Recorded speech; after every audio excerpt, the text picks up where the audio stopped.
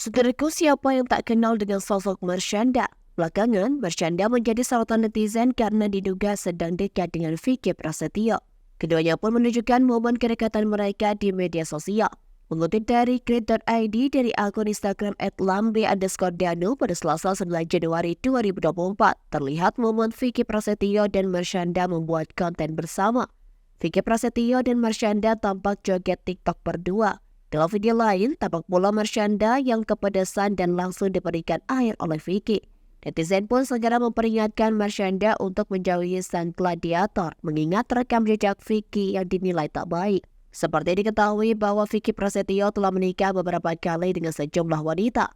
Lansir dari tribunmedia.com, Vicky Prasetyo dirumorkan sudah menikah sebanyak 24 kali. Beberapa istri yang terkuat ke publik adalah Kalina Oktarani dan Angel Lelga.